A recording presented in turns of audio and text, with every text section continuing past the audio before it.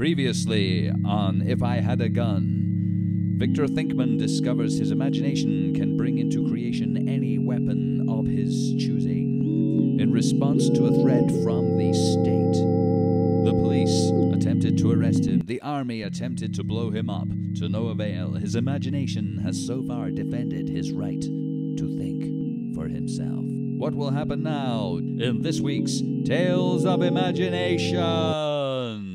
Victor peers out of his window, surveying the scene of destruction all around. His imaginary aircraft carrier and Air Force and Marine troop have destroyed the forces of General Feces. They lay in disarray all around him.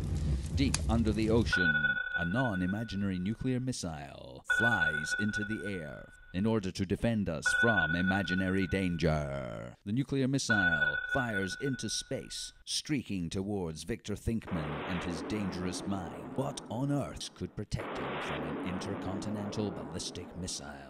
Star Wars laser satellite missile killing technology. Locking on with its high-tech and non-expensive imaginary laser beam, the satellite destroys the nuclear intercontinental ballistic missile. Upon hearing of the destruction of their nuclear missile, the government reveals a great secret. Ladies and gentlemen, for years we have been in a secret alliance with an evil alien race. We have swapped technology for the right for them to abduct humans and conduct experiments. We will now call upon them to assist us in destroying this imaginary danger.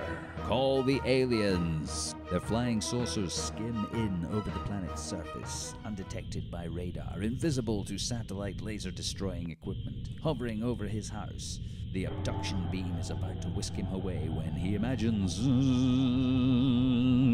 what on earth could save me from my evil government being in cahoots with an evil alien race intent on my destruction and exploitation? Another evil alien race intent on my exploitation and destruction. Very dangerous alien race of robot killers who swiftly dispatch the other evil aliens.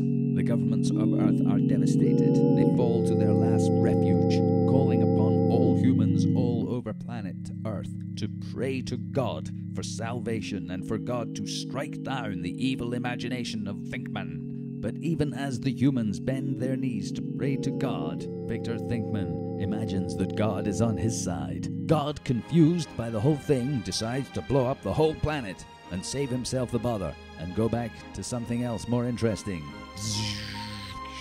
Is that the end of planet Earth, destroyed by an imaginary god, reduced to a few rocks and a cloud of dust, drifting endlessly in space? Perhaps it is, perhaps it isn't. Tune in next week to find out in another imaginary tale.